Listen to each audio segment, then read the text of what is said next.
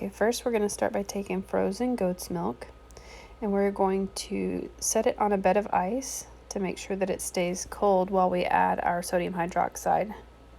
This is a point in time where you would want to be wearing goggles, gloves, and a mask. You're going to mix it really slowly because if you don't mix it slowly, it will burn your milk. I'm going to probably fast forward here in a second because this is a task that takes lots and lots of patience. You have to stir it in slowly, stir in some more, and then stir in some more.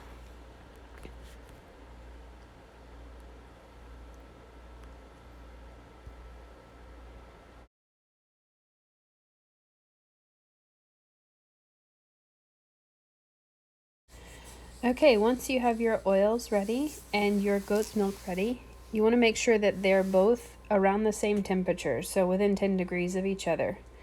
Ideally, you'd want to mix these two together at 100 degrees Fahrenheit, but room temperature is fine.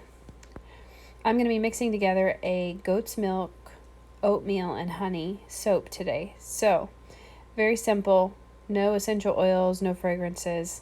We're just going to keep it basic.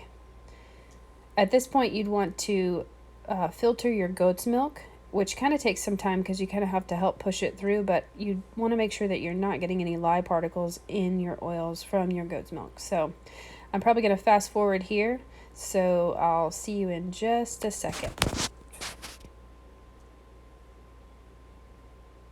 Okay, we are together. And I'm just gonna mix this up. We want to mix it and make sure we get it to a light trace. A light trace is essentially where, what it sounds like, you can trace a line in your oils and you can see it raised above the rest of the oil.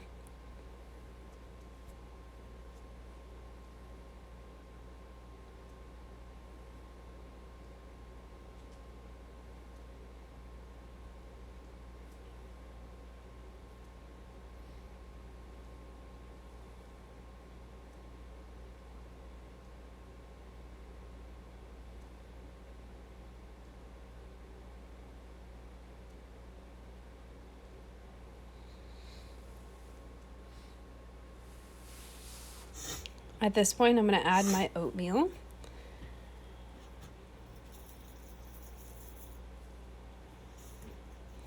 Mix it in, easy peasy. Doesn't require any blending unless your batter is not super thick yet.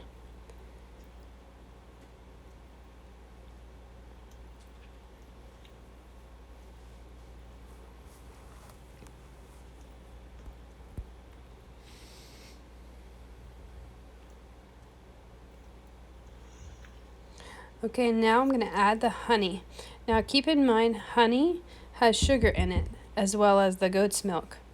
Sugar will accelerate your batter, meaning it will heat up everything.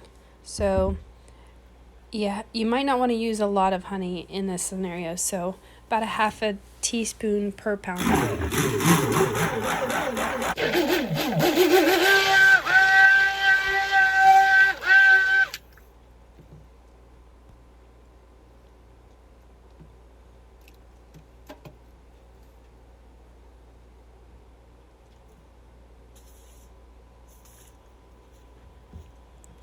You can buy PVC at your local hardware store to use to mold a cylinder. Some people line this with parchment paper, but I do not. I find it easier to just knock it out after it's hardened.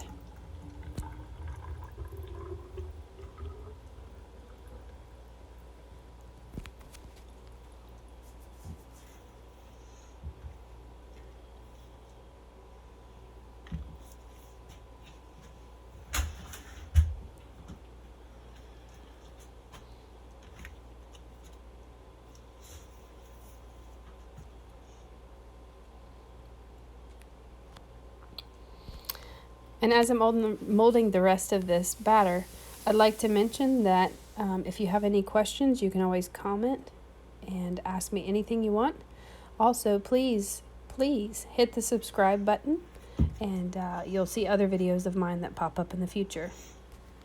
Thank you all.